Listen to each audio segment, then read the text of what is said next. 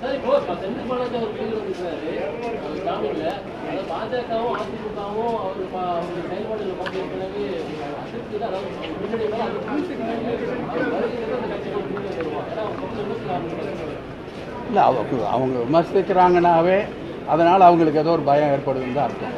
திராவிட முன்னேற்ற கழகத்தை பொறுத்தவரை வலுவாக இருக்கிறது. எந்த சூழ்நிலையிலையும் எதையும் சந்திக்கிற அளவிற்கு தான் பணியாற்றி கொண்டிருக்கிறார்கள். அந்தந்த துறையினுடைய அமைச்சர்கள், அந்தந்த மாவட்ட செயலாளர்கள், மற்ற நிர்வாகிகள் எல்லாம் சிறப்பாக பணியாற்றி கொண்டிருக்கிறார்கள்.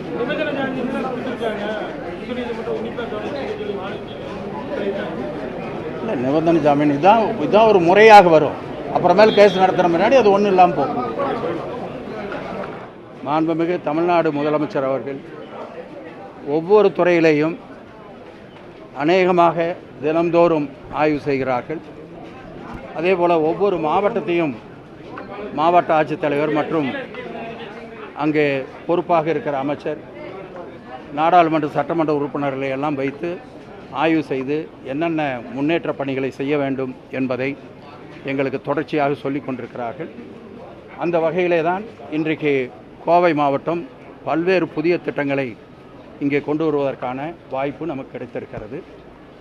அதே போல் வேளாண்மை துறையினுடைய சார்பாக பல்வேறு திட்டங்கள், அது முத்தமிழறிஞர் கலைஞர் காலத்திலே தொடங்கி இன்றைக்கு வரை மிக சிறப்பாக அது நடந்து வருவதற்கு காரணம் முத்தமிழறிஞர் கலைஞராக இருந்தாலும், நம்முடைய இன்றைய முதலமைச்சர், தமிழ்நாட்டின் முதலமைச்சர் தளபதியாக இருந்தாலும், விவசாயிகளுக்கு ஒரு தனி அக்கறையை காட்டி அந்த பணிகளை செய்ய வேண்டும் என்று அவர் கருதிய காரணத்தால் தான் இதுவெல்லாம் மிக சிறப்பாக நடக்கிறது.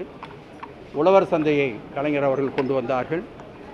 அதே போல் இந்த யூனிவர்சிட்டியை கலைஞர் தான் கொண்டு வந்தார்.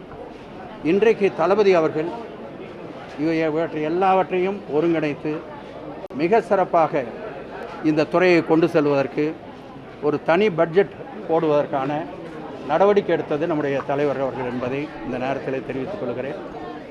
அந்த துறையை மிக சிறப்பாக நிர்வகிப்பதற்கு நம்முடைய அன்பிற்குரிய அண்ணன் MRK அவர்கள் கிடைத்திருக்கிறார்கள். எனவே அதற்கு நாங்கள் பாராட்டுதலை தெரிவித்துக் கொள்கிறோம், மகிழ்ச்சியை தெரிவித்துக் கொள்கிறோம். சார் இப்போ செந்தில் பாலாஜி அவர் வெளியில் வந்துருக்காரு ஜாமீன்ல. அதாவது பாஜகவும் அதிமுகவும் அவருடைய செயல்பாடுகளை பார்த்து ஏற்கனவே அதிருப்தி தான். அதாவது முன்னாடி அந்த கட்சிகள் வருவாங்க. ஏன்னா இல்லை, அவங்க விமர்சிக்கிறாங்கன்னாவே அதனால் அவங்களுக்கு ஏதோ ஒரு பயம் ஏற்படுதுன்னு தான் அர்த்தம். திராவிட முன்னேற்ற கழகத்தை பொறுத்தவரை வலுவாக இருக்கிறது. எந்த சூழ்நிலையிலையும் எதையும் சந்திக்கிற அளவிற்கு தான் பணியாற்றி கொண்டிருக்கிறார்கள். அந்தந்த துறையினுடைய அமைச்சர்கள், அந்தந்த மாவட்ட செயலாளர்கள், மற்ற நிர்வாகிகள் எல்லாம் சிறப்பாக பணியாற்றி கொண்டிருக்கிறார்கள்.